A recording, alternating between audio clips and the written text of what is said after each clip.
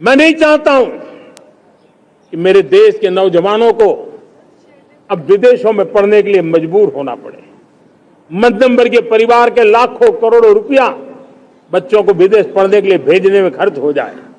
हम यहां ऐसी शिक्षा व्यवस्था का विकसित करना चाहते हैं कि मेरे देश के नौजवानों को विदेश जाना न पड़े, मेरे मध्यम वर्गीय परिवारों को लाखों करोड़ रुपया खर्च करना न पड़े। इतना ही नहीं, ऐसे संस्थान निर्माण हो ताकि विदेशों से लोग भारत के अंदर उनका मुंह मोड़े। अभी अभी हमने बिहार का हमारा गौरवप्रद इतिहास रहा है, नालंदा यूनिवर्सिटी का पुनर्निर्माण किया है। फिर से एक बार नालंदा यूनिवर्सिटी काम करना शुरू कर दिया है। लेकिन हमें शिक्षा के क्षेत्र में फिर से एक बार सदियों पुराने उस नालंदा स्पिरिट को जगाना होगा, उस नालंदा स्पिरिट को जीना होगा, उस नालंदा स्पिरिट को लेकर के बड़े विश्वास के साथ विश्व की ज्ञान की परंपराओं को नई चेतना देने का काम हमें करना होगा। मुझे पक्का विश्वास है कि नई शिक्षा नीति ने मातृभाषा पर बल दिया है। मैं राज्य सरकारों से कहूंगा, मैं देश की सभी संस्थानों से कहूंगा कि भाषा के कारण हमारे देश की टैलेंट को रुकावट नहीं आनी चाहिए, भाषा अवरुद्ध नहीं होनी चाहिए। मातृभाषा का सामर्थ्य हमारे देश के छोटे छोटे गरीब से गरीब मां के बेटे को भी सपने पूरा करने का ताकत देता है। और इसलिए हमने हमारी मातृभाषा में पढ़ाई, जीवन में मातृभाषा का स्थान, परिवार में मातृभाषा का स्थान, उसकी ओर हमें बल देना होगा। मेरे प्यारे देशवासियों, जिस प्रकार से आज विश्व का बदलाव नजर आ रहा है और तब जाकर के स्किल का महत्व बहुत बढ़ गया है और हम स्किल को और नई एक ताकत देना चाहते हैं। हम इंडस्ट्री 4.0 को ध्यान में रख करके हम स्किल डेवलपमेंट चाहते हैं। हम जीवन के हर क्षेत्र में, हम एग्रीकल्चर सेक्टर में भी कैपेसिटी बिल्डिंग करके देने के लिए स्किल डेवलपमेंट चाहते हैं। हम तो हमारा सफाई का क्षेत्र हो, उसमें भी एक नए स्किल डेवलपमेंट की ओर बल देना चाहते हैं। और हम स्किल इंडिया प्रोग्राम को बहुत व्यापक रूप से इस बार लेकर के आए हैं। बजट में भी इसका बहुत बड़ा, इस बजट में इंटर्नशिप को भी हमने बल दिया है ताकि हमारे नौजवानों को एक एक्सपीरियंस मिले, उनकी कैपेसिटी बिल्डिंग हो और बाजार में उनका ताकत दिखाई दे। उस प्रकार से मैं स्किल युवाओं को तैयार करना चाहता हूं।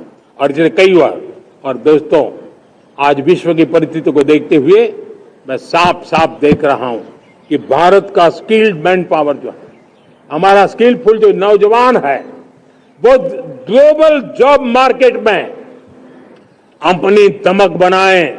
हम उस सपने को लेकर के आगे चल रहे हैं। साथियों, विश्व जिस तेजी से बदल रहा है, जीवन के हर क्षेत्र में साइंस और टेक्नोलॉजी का महत्व बढ़ता चला जाने वाला है।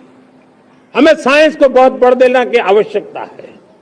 और मैंने देखा चंद्रयान की सफलता के बाद हमारे स्कूल कॉलेज के अंदर साइंस और टेक्नोलॉजी के प्रति एक नई रुचि का वातावरण बना है, नई दिलचस्पी बढ़ी है।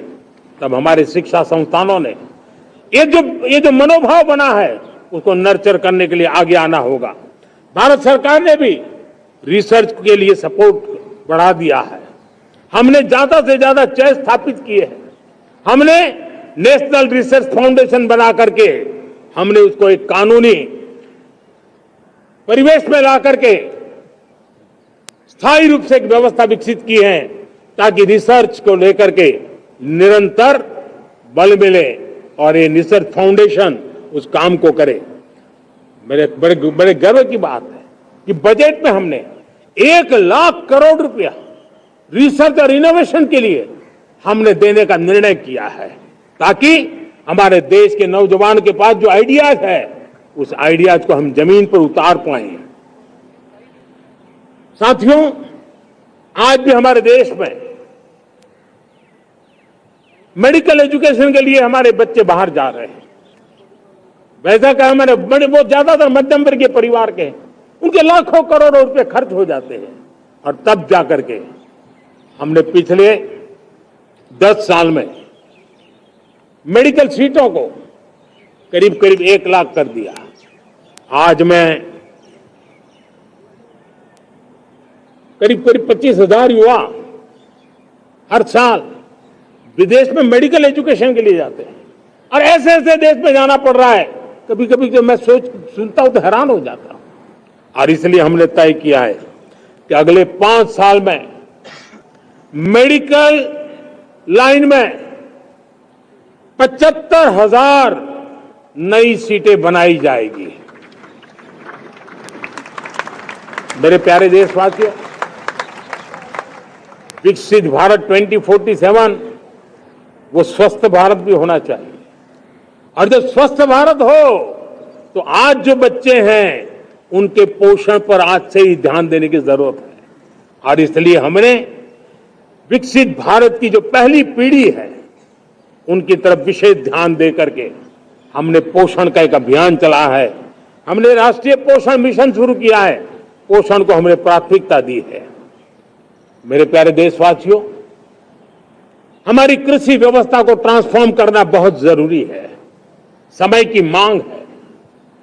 हम सदियों से जिस परंपरा में दबे हुए हैं, जकड़े हुए हैं, उससे मुक्ति पानी होगी, और हमारे किसानों को उसके लिए हम मदद भी दे रहे हैं। हम उसको ट्रांसफॉर्म करने की दिशा में लगातार काम करते आए हैं। आज आसान ऋण दे रहे हैं किसानों को, टेक्नोलॉजी की मदद दे रहे हैं। किसान जो पैदावार करता है उसको वैल्यू एडिशन के लिए हम काम कर रहे हैं, उसके लिए मार्केटिंग के लिए पूरा प्रबंध करते हैं, ताकि उसको एंड टू एंड हर जगह पे हैंड होल्डिंग की व्यवस्था हो। उस दिशा में हम काम कर रहे हैं। आज जब धरती माता के प्रति सारा विश्व चिंतित है, जिस प्रकार से उर्वरक के कारण हमारी धरती माता की शहद दिनों दिन बिगड़ता जा रही है, हमारी धरती माता की उत्पादकता क्षमता खत्म होती चली जा रही है, कम होती चली जा रही है, और उस समय मैं मेरे देश के लाखों किसानों का आभार व्यक्त करना चाहता हूं, जिन्होंने प्राकृतिक खेती का रास्ता चुना है और हमारी धरती माता की सेवा करने का भी उन्होंने बीड़ा उठाया है। और इस बार बजट में भी हमने प्राकृतिक खेती को बल देने के लिए बहुत बड़ी योजनाओं के साथ बहुत बड़ा बजट में प्रावधान किया है। मेरे प्यारे देशवासियों, आज दुनिया की स्थिति में देखता हूं, पूरा विश्व होलिस्टिक हेल्थ केयर की तरफ मुड़ रहा है, और तब उनको ऑर्गेनिक फूड ये उनकी प्रथम पसंद बनी है। आज विश्व के लिए ऑर्गेनिक फूड का अगर कोई फूड बास्केट बन सकता है तो मेरे देश का किसान बना सकता है, मेरा देश बन सकता है। और इसलिए हम आने वाले दिनों में उस सपने को लेकर के आगे चलना चाहते हैं, ताकि ऑर्गेनिक फूड की जो विश्व की मांग है, उस ऑर्गेनिक फूड का बास्केट हमारा देश कैसे बने, किसानों का जीवन आसान बने, गांव में टॉप क्लास इंटरनेट कनेक्टिविटी मिले, किसानों को स्वास्थ्य सुविधाएं मिले, किसान के बच्चों को पढ़ने के लिए स्मार्ट स्कूल अवेलेबल हो, किसान के बच्चों को रोजगार उपलब्ध हो। छोटी छोटे खेती के टुकड़ों पर पूरा परिवार आज जीना बड़ा मुश्किल हो रहा है, तब उनके नौजवानों के लिए वो स्किल मिले, ताकि उनके नए रोजगार मिले, नए आय के साधन बने। इसका एक कॉम्प्रिहेंसिव प्रयास हम कर रहे हैं।